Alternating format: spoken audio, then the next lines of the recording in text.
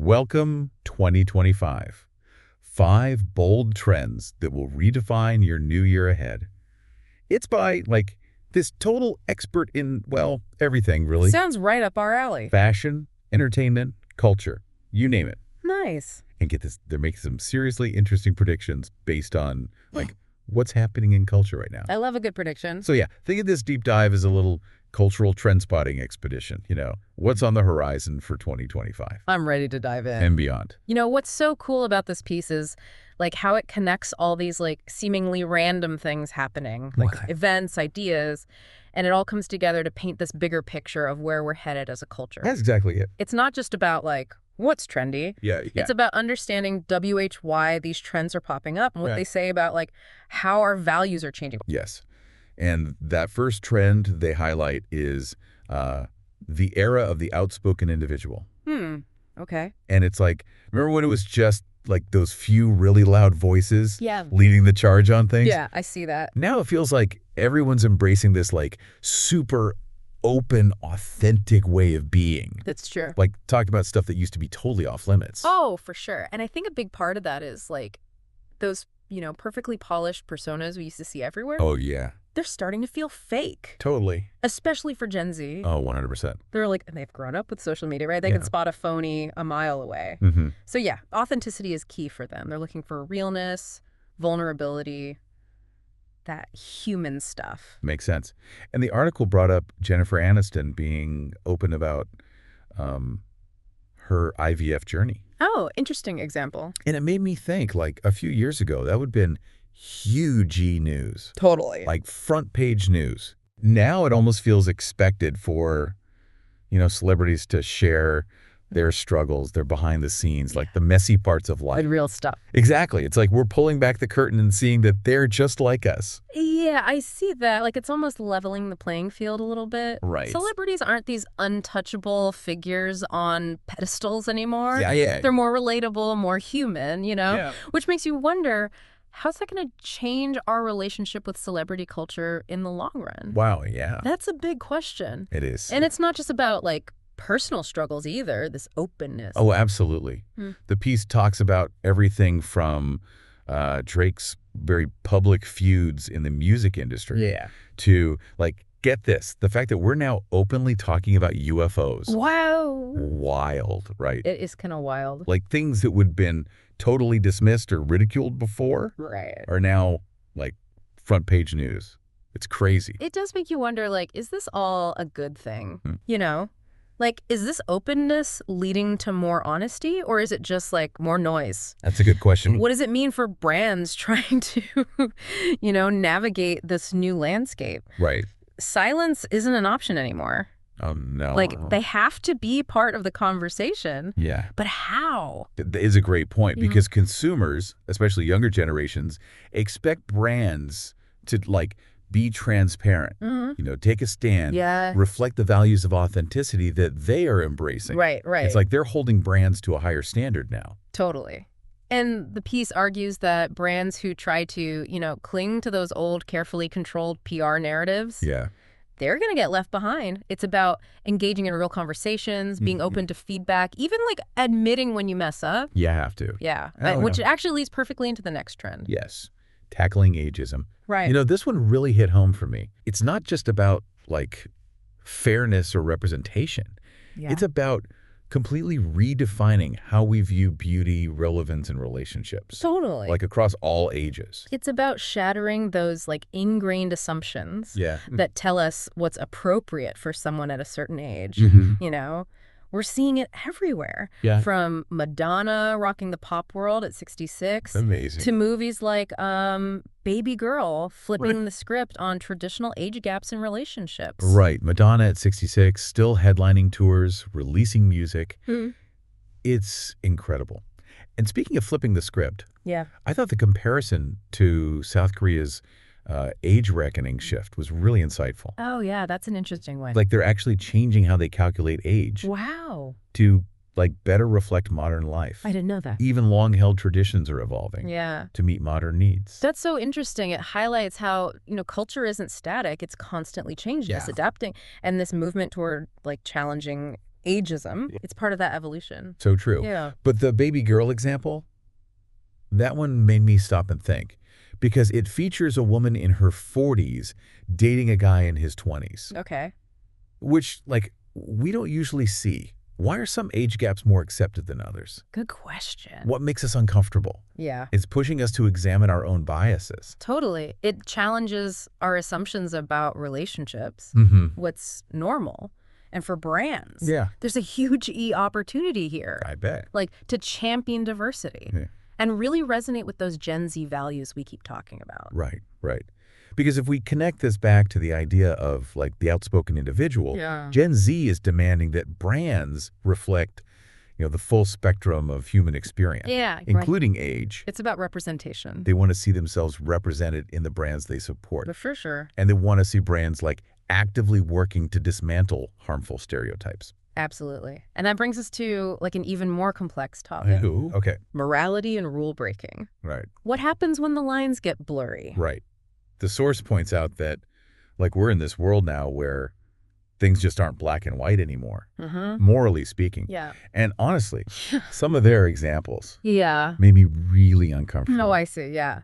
They were definitely thought-provoking, like the case of Luigi Mangione. Oh, yeah. Who allegedly killed a healthcare CEO, right? There's this, like, whole wave of people online hailing him as some kind of folk hero. Yeah, it's crazy. It makes you ask, why are some figures celebrated despite their actions? Right, yeah. Like, what does that say about our evolving sense of justice? That's a good question. And then there's the Liam Payne tragedy. His death brought up all these questions about responsibility. Oh, yeah. Complicity. It's like, if you knew something bad was happening but didn't say anything, are you also to blame? That's heavy. It's this heavy idea that silence isn't neutral anymore. It can be seen as, like, an endorsement or even a form of guilt. It's a tough conversation, but one that, brands can't avoid. For sure. Because, as the piece emphasizes, consumers are looking to brands to be like a moral compass. Yeah. In a world that feels morally ambiguous. That's a lot of pressure for brands. It is. So how do they navigate that, especially with social media being this constant echo chamber of opinions? Which brings us to our next trend. Yes. Social media's continued dominance and the rise of, like, brand as a state of mind. It's all connected, right? Social media isn't just where we, like, post vacation pics anymore. Oh, no? It's where we hash out these complex conversations about morality, identity, values. Exactly. And it's happening in real time, which is so fascinating. The piece made a point about social media becoming this, like, ultimate space for accountability. Oh, interesting. It's like, we see public figures called out for bad behavior instantly. Oh, yeah. Brands are being scrutinized for, like, every action, every message. Totally. And that old school PR spin, forget about it. Yeah, right. People are forming their own opinions based on what they see. From each other. Directly from each other. And that's a huge shift in power, right? Oh, it is? Brands have less control over their narratives than ever before. It's true. And the piece points out Gen Z is at the forefront of this movement. They're digital natives. They get it. 100%. They understand how to use social media to make their voices heard. Absolutely. For Gen Z, a brand isn't just a product or service. Yeah. It's like an extension of their identity. It's about values. It's about aligning with brands that share their values, that reflect their worldview. Yeah. They're not just buying products. They're buying into a way of life. I like that. The piece even uses this brat summer phenomenon. Wait, brat summer? Yeah. Fill me in. I'm not sure I'm totally up to speed on that one. Okay, so brat summer refers to this movement. Okay. Primarily on social media. Where basically it's all about embracing, like, rebelliousness. Interesting. Rejecting traditional beauty standards. Okay. Think lots of bold fashion choices, speaking your mind, not caring what anyone thinks. I love that. It's like a reclaiming of the word brat as something empowering. Okay. And it's fascinating because it wasn't, like, created by some big marketing campaign or anything. It just, like, organically grew from people's desire for self-expression. Exactly. It was this organic, community-driven movement that embraced self-expression and challenging norms. Yeah. And it caught fire. It quickly became this powerful brand identity. Wow. Even people like Kamala Harris were being labeled as brat, which is wild. Oh, wow. It shows how these, like, organic movements can really ripple out across culture. So it all comes back to, like, if brands want to stay relevant, they need to embrace transparency, adaptability, and co-creation. It's about letting go of that tight control and engaging in genuine conversations with their audience. Because in 2025 and beyond, the most successful brands won't just be telling stories. Right. They'll be creating spaces where their audiences feel heard, respected, and empowered to contribute to the narrative. Which, you know what? What?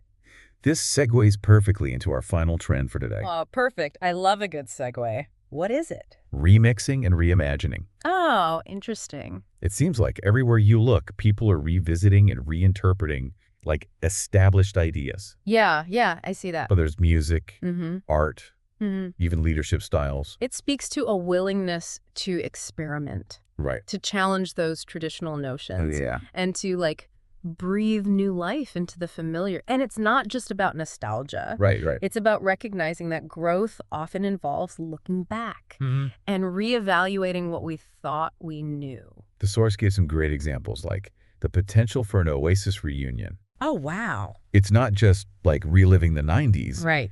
It's about seeing something beloved in a new light. Yeah, I love that. Or even King Charles III's portrait. Yeah. Which was like surprisingly modern. Interesting. It shows that even institutions are open to reinvention. It's about finding that sweet spot between honoring heritage and embracing innovation. And that's something brands can really tap into. It's about like finding ways to remix their own heritage. Yeah. Connect with new audiences.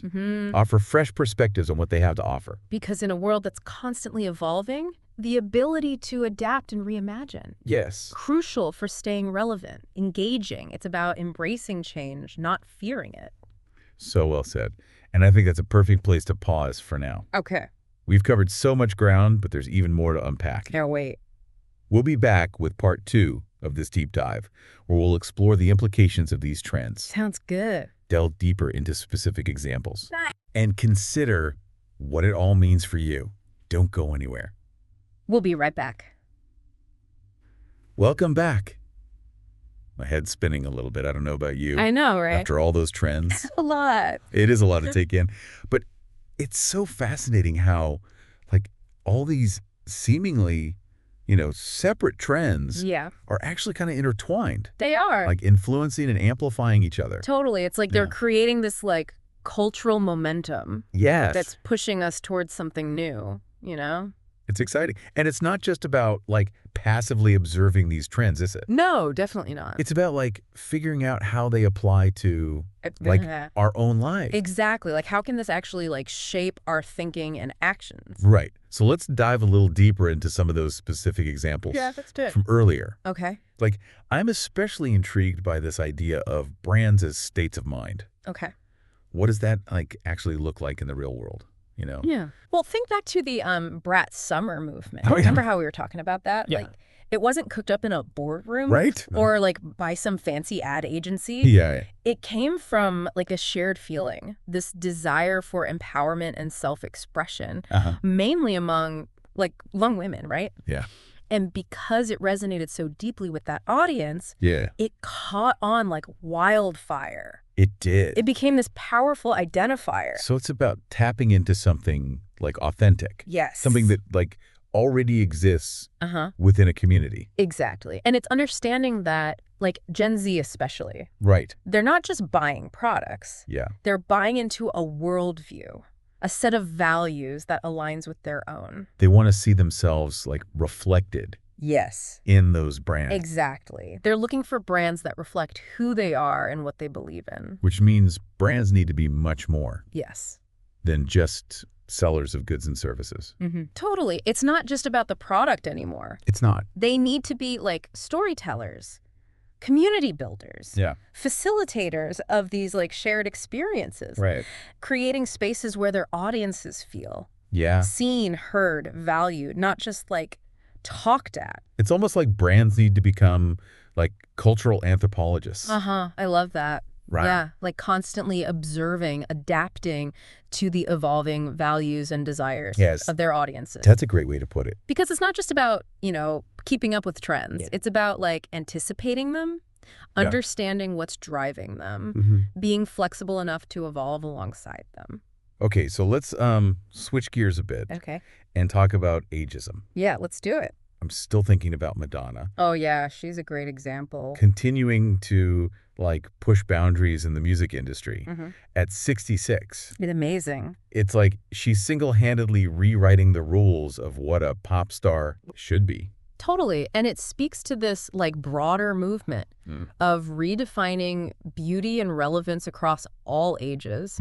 We're seeing more and more individuals who are, like, refusing to be defined by their age. Yes. Challenging those, like, outdated stereotypes that say you have to, like, fade into the background after a certain point. It's ridiculous. Right. It's about embracing, you know, the full spectrum of human experience and recognizing that each stage of life brings its own unique value. Its own perspective. We shouldn't be, like, writing people off just because they've hit a certain birthday. Totally. It's about celebrating, you know, the wisdom, the experience, the energy that people bring to the table. At every age. At every age, exactly. And, you know, the Baby Girl movie is a really interesting example of this, too. Oh, yeah. By, like, flipping the script on traditional age gaps in relationships. Right.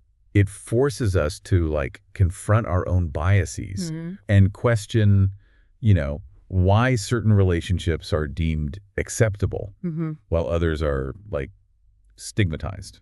It's a good point. Like, why are we okay with, you know, older men dating much younger women? Right, exactly. But not the other way around. It's a double standard. It is. It's about challenging those double standards and, you know, expanding our understanding of what constitutes, like, a normal relationship or an appropriate relationship. Right. Love and connection can exist between people of different ages. And it's time we stop, like, imposing these arbitrary limitations on who can be together. And it's about creating more, like, inclusive narratives. Yeah, for sure. That reflect, like, the diversity of human relationships, not just the ones that we're used to seeing. Exactly. And for brands, you know, this means being mindful of how they portray age in their messaging and marketing. Right. Are they perpetuating those harmful stereotypes or challenging them? Are they actually representing the full spectrum of ages? In their advertising, in their campaigns? Because, like we discussed, Gen Z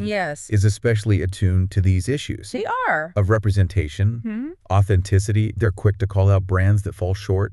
Oh, yeah. Or seem out of touch. Totally. Yeah. So it's not just about doing the right thing, right? Right. It's also about being smart. From a business perspective. Makes sense. Brands that embrace inclusivity and challenge ageism, they're going to resonate with a wider audience. Of course. Especially younger generations. Who are shaping these trends. Who are incredibly influential, yes. This all comes back to, like, we need to understand the why Yes. behind these trends. The why, not just the what. Not just the what. Yeah. We need to dig deeper. And analyze those underlying, like, social and cultural shifts that are driving them. Driving those trends, And think about, like, what that means. For us. For our lives, our work. Yeah, for sure. You mentioned earlier how, like, this new era of cultural change is driven by authenticity, transparency, and inclusivity. I'm starting to see how those values are woven through all these trends we've been talking about. Those values are the foundation of this new cultural landscape, right? And, like, the trends we're seeing, they're just the outward expressions of those deeper shifts in how we think, how we interact with the world. So before we, like, jump into the last part of this deep dive, let's pause for a second. Reflect. Okay. What are, like, some key insights that our listeners can, like, apply to their own lives? Careers, businesses, even just, like, how they see the world. Well, first and foremost, I'd say embrace authenticity. Okay, yeah. Be true to yourself, your values, your vision. Yeah. Don't try to be, like, everything to everyone. Focus on building genuine connections with those who resonate with your message. I love that. And second, yeah. Be open to change. Yeah. Don't be afraid to challenge the status quo. Right. Experiment with new ideas. Try new things. Step outside your comfort zone. Exactly. The world's evolving rapidly, and those who are willing to adapt and learn, they're the ones who thrive. It's about, like, Embracing that sense of curiosity and wonder, that willingness to, like, step outside your comfort zone and see what's possible. See what happens, exactly. And lastly, remember that you have a voice. Yes, this is so important. Use it. To speak up for what you believe in. To challenge injustice. To contribute to the conversations that matter to you. Whether it's in your personal life, your work, or, even your online presence. Your voice has power. It all comes back to that idea of, like, agency, doesn't it? Yes. It's about recognizing that we're not just, like, passive observers in this cultural shift. We're active participants. We are. We have the power to shape the world around us. We do. And our voices are our tools. Our tools for change. I love that. All right. I think we've covered some, like, really important ground here. We have. But we still have one more piece of this puzzle to explore. Okay. Remixing and reimagining. That's right. So come on back for the final part of this deep dive. Can't wait. Where we'll wrap things up. Nice. And leave you with some, like, food for thought. As we head into 2025 and beyond, we're back. For the final part. Of our deep dive into the trends shaping 2025. And man, it's been a journey. It has been quite a journey, hasn't it? We've talked about outspoken individuals, shifting morals, explored the power of social media and how our views on age are, like, evolving, So interesting. And through it all, I just keep coming back to this idea that change is, like, the only constant. The only constant. Right. It really feels like everything's, like, in flux right now. And we all need to be ready to, like, adapt, evolve. If we want to keep up. Exactly. And that's exactly what our source is highlighting too, This isn't a time for, like, standing still. It's a time for embracing new ideas. Challenging those old assumptions. Yes. Challenging those assumptions, being open to, like, the unknown. And I love how they framed it as, like, not just following trends, but, like, leading the cultural dialogue. That's a good way to put it. It's about being proactive, not just reactive. And just reacting, Shaping the future, not just, like, reacting to it. Exactly. And a big part of that is understanding, the why behind the what. It's not enough to just, like, identify trends, you know? You got to understand it. We need to understand, like, the deeper cultural shifts that are driving them. Why are people craving authenticity? Why are, like, those long-held beliefs about age and relationships being challenged? Right. Like, that's where the real insights are. Because when you understand the why, you can anticipate. What's coming next. Yes, what's coming next. You're not just riding the wave. You're, like, looking ahead and seeing where the wave's going to break, That's a great way to put it. Right. And the people who can anticipate and adapt, they're the ones who are going to thrive in this new era. They're the ones who are going to be shaping the conversation. Not just reacting to. Not just reacting, exactly. Okay, so as we wrap up this deep dive, let's bring it all back to our listener. Okay, yes. What are some, like, key takeaways? Key takeaways, They can apply to their own lives, careers, businesses, relationships, really anything, To anything, exactly. Well, first and foremost, I'd say embrace your authentic self. Okay, Like, be true to your values, your vision, your, like, unique quirks. Don't try to be everything to everyone. No, don't do that. Focus on building, like, those genuine connections with people who resonate with you. With your message, with who you are. Exactly. And second, be open to change. Okay. Don't get stuck in your ways. No. Be willing to experiment. Challenge your own assumptions. Learn new things. Learn new things constantly. Because the world's in constant motion. Right. And those who are flexible and adaptable, they're the ones who will navigate it best. It's about embracing that sense of curiosity, wonder. Like that willingness to step outside your comfort zone. And see what's possible. See what happens. And lastly, remember that you have a voice. Oh, this is so important. It is. Don't forget that. Use it to speak up for what you believe in. To challenge injustice. To contribute to the conversations that matter to you.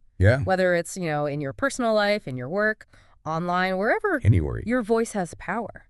It all comes back to that idea of agency, doesn't it? It does. Like recognizing that we're not just passive observers. Yeah, passive observers in this cultural shift. We are active participants. Yes. We have the power to shape the world. We do. And our voices are our tools. Our tools for change. I love that. This has been such a great deep dive. It has. I feel like we just, scratched the surface. Yeah. But it's given us, hopefully our listeners, a lot to think about. A lot to ponder. As we move into this new year. Because remember, these trends, they're just starting points. Yeah. They're like invitations to think critically, to challenge those assumptions. Yeah. And to envision the future that we want to create. So to our listeners, we leave you with this. Okay, hit them with it. What bold move will you make in 2025? Ooh, I like that. What will you create? What will you challenge? Good questions. What will your contribution to the cultural landscape be?